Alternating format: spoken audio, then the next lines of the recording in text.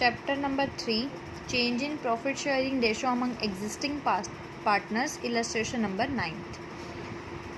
Let us read the illustration number 9. Calculate the goodwill of a firm on the basis of 2 years purchase of the weighted average profit. The method which is to be followed is weighted average profit. Weighted average profit for 2 years purchase. 2 years purchase. 5 years profits are given for the year ended 31st March 2015. There is a profit of 36,000. For 2016 there is a profit of 1,70,000. In 2017 1,90,000 is the profit. 2018 2 lakh is the profit, and 2019 3,50,000 is the profit. First is adjustment is an abnormal loss. Abnormal loss. There is an abnormal loss of 50,000. 31st March 2015. 2015 में abnormal loss है 50,000 का. इस profit में abnormal loss मिला हुआ है.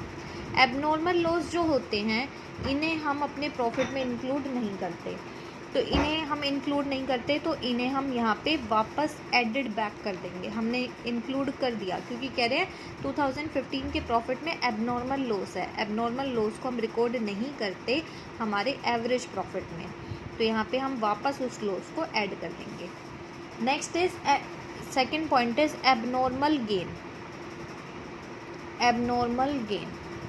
Abnormal gain है आपका 30,000 का इन द ईयर 31st मार्च 2016.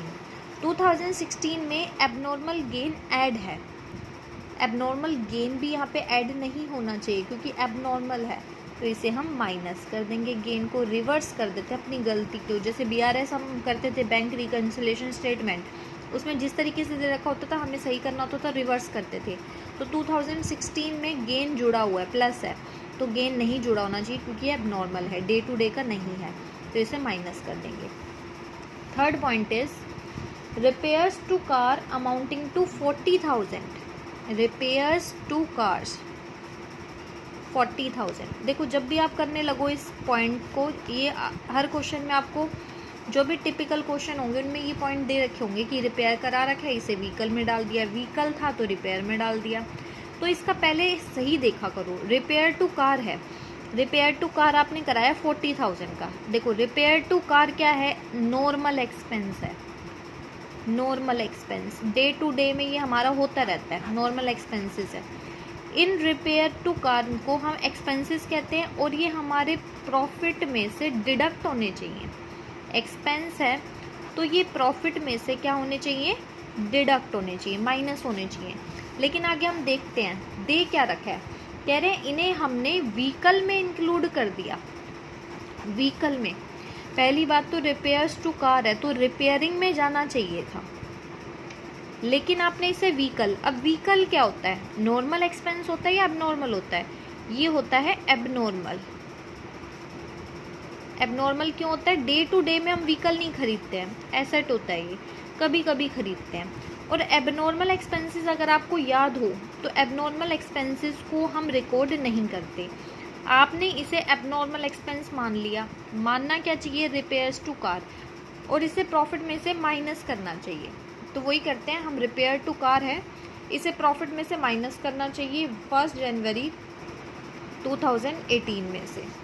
1 जनवरी 2018 यहाँ पे आ गया 2 लाख का प्रॉफिट था आपका. 2 लाख के प्रॉफिट में से ये जो रिपेयर्स टू कार है एक्सपेंस है, करेक्ट हम कर रहे हैं, तो इसमें से हम माइनस कर देंगे. नेक्स्ट क्या कह रहे हैं, डेप्रीशिएशन है. डेप्रीशिएशन आपने क्या हुआ, आपने इसे व्हीकल माना. देखो रिपेयर टू कार माना होता तो आप डेप्रीशिएशन लगाते ही नहीं. आपने इसे व्हीकल माना तो व्हीकल के हिसाब से आपने डेप्रीशिएशन भी निकाला होगा. आपने देखो डेप्रीशिएशन कितना निकाला होगा, 40,000 का आपका कार है, 10% का आपका रेट हो गया, और 3 मंथ के लिए निकालेंगे. 3 मंथ के लिए क्यों, 1 जनवरी टू 31 मार्च. ये आपका कितना आएगा, 1,000 का. ये तो आ गया 2018 का। 2019 में पूरा स्ट्रेट लाइन मेथड है, 40,000 का 10%, 4,000, यानी ये डेप्रिसिएशन आपने लगाया होगा। क्या एक्चुअल में ये डेप्रिसिएशन लगाने चाहिए थे? डेप्रिसिएशन को हम माइनस करते हैं प्रॉफिट में से। हमने जब व्हीकल उसको मान लिया जो कि है ही गलत, उस पर डेप्रिसिएशन भी निकाल दिया, तो वो डेप्रिसिएशन तो लगना ही नहीं चाहिए था, नहीं लगना चाहिए था, तो इसे एडेड बैक कर देंगे। प्लस में 1,000 और नेक्स्ट ईयर का प्लस में 4,000। ठीक है, क्लियर है यहाँ से थर्ड पॉइंट। फोर्थ पॉइंट में क्या है? Closing stock. क्लोजिंग स्टॉक है, ये देख लिया करो कब का है, 31 मार्च 2018 का। ओवर वैल्यूड है, over valued, over value, under valued,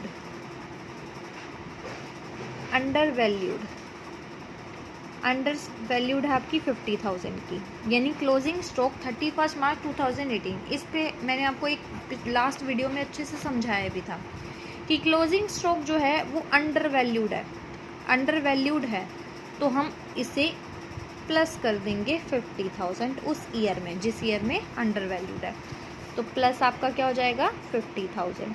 अब ये क्लोजिंग स्टॉक 2019 में जाकर ओपनिंग स्टॉक बनेगा, और ये ओपनिंग स्टॉक भी क्या होगा? ओवर वैल्यूड हो जाएगा, अंडर वैल्यूड हो जाएगा। इससे क्या होगा? इसे हम माइनस करेंगे। इसको आप अच्छे से समझ सकते हैं आप लास्ट वीडियो में 50,000, क्योंकि उसमें मैंने ट्रेडिंग अकाउंट बनाकर दिखाया था कि क्या इफेक्ट पड़ता है। तो 50,000 यहाँ से हमने क्या कर दिया? माइनस कर दिया। ठीक है, अब हम क्या करेंगे यहाँ से? इनका टोटल, क्योंकि सारे हमारे जितने भी एडजस्टमेंट थे वो हमने कंप्लीट कर लिए, इनका टोटल करेंगे 1,90,000। इनका टोटल आएगा आपका 211,000, 3,04,000। वेटेड एवरेज मेथड है, तो अब हम इन्हें वेट देंगे 1, 2, 3, 4 एंड 5। फिर हम इनका प्रोडक्ट करेंगे 86,000, 2,80,000, 5,70,000, 8,44,000, 15,20,000। उसके बाद इन प्रोडक्ट का टोटल करेंगे, कितना आएगा? 33। इनका टोटल करेंगे, क्या आएगा? 15। अब हम क्या निकालेंगे? Weighted average profit, weighted average profit. तो प्रोडक्ट आया आपका अपॉन में 15, और जब हम इसको कट करेंगे तो आपका आएगा 2,20,000, 2 लाख आपका 20,000। गुडविल है 2 ईयर्स परचेज पर, तो 2,20,000 इंटू में 2, 4,40,000। ये आपका आंसर आ गया।